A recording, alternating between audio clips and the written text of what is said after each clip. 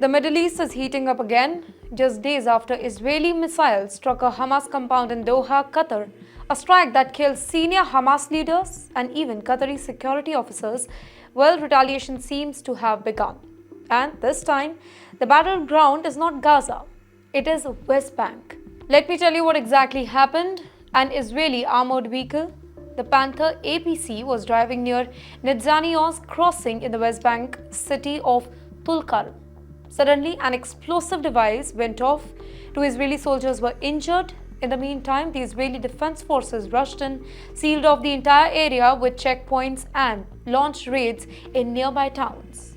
This wasn't just a random attack, right? The militant group, Palestinian Islamic Jihad, they quickly claimed the responsibility. They said that it was their bomb, planted deliberately to hit Israeli troops. Now, this is very important because this particular attack came right after Qatar publicly vowed revenge for Israel's strike in Doha. That strike, remember, wasn't small. It killed 5 people, including the son of senior Hamas leader Khalil al-Hayya, his chief of staff, 3 guards, and even Qatari officers.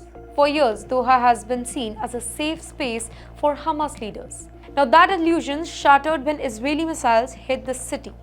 Qatar called it a violation of sovereignty, and resources hinted that retaliation was not just far away. And it's not just the West Bank. On the very same day, Israel's Air Force intercepted a Houthi drone launched from Yemen. The Houthis, backed by Iran, have been trying to hit Israeli targets for months now. So this particular thing shows a dangerous pattern, right?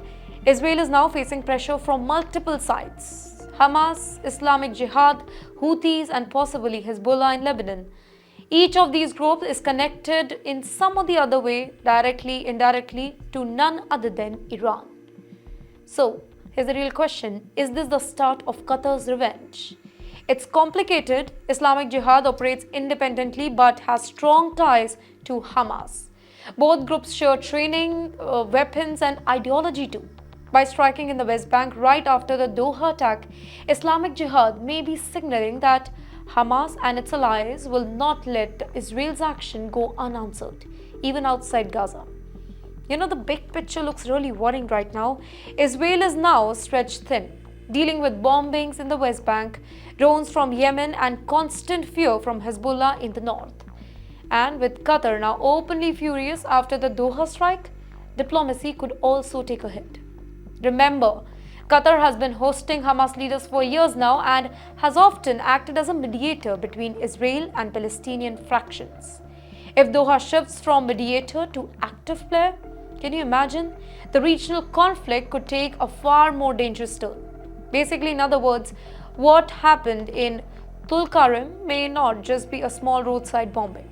It could be the first sign of a wider revenge campaign, one that drags more countries, more militias, and more citizens into a war that is already spiraling out of control.